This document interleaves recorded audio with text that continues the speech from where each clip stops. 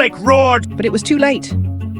Seraphina moved the moment the flashlight died. She lunged toward the shadow of the nearest shipping container, simultaneously pressing the second speed dial button on her phone. Outside the warehouse came the screech of tires braking hard, followed by the dull thud of car doors opening and closing. The sound of federal agents' footsteps rapidly approached. You brought people! Blake's voice held anger in the dark. Foolish! So did you. Seraphina moved within the shadows, her voice calm. Joe was never any night watchman.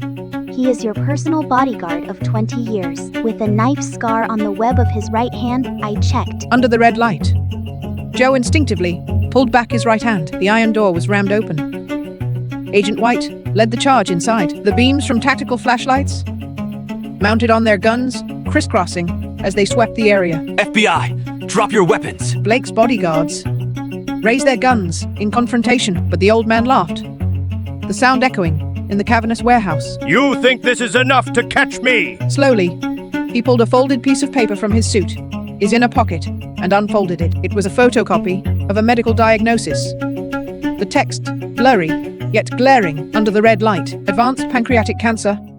Estimated remaining lifespan, less than 3 months. Arresting a dying man! Blake tossed the diagnosis onto the floor. It is meaningless now, child. Agent White froze.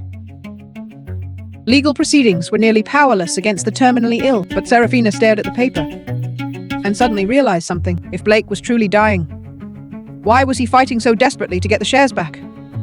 Unless... The will is fake, she blurted out. Blake's smile vanished. You don't care about the shares at all. Seraphina took a step forward. You care about the list in the will's appendix, the list of all Theodore's accomplices who knew about his crimes, left by Theodore. Those people are still in high positions, and you want to trade the list for their protection to make your son's life in prison more comfortable. She looked at White. Theodore isn't dead, right?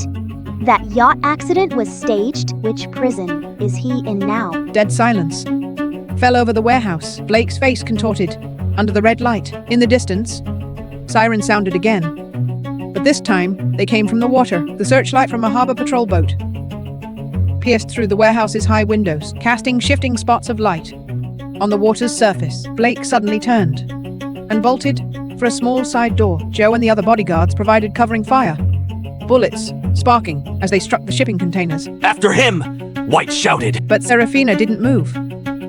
She looked down at the medical diagnosis on the floor, bent over, and picked it up. The paper was new, the ink fresh. It had been printed just last week.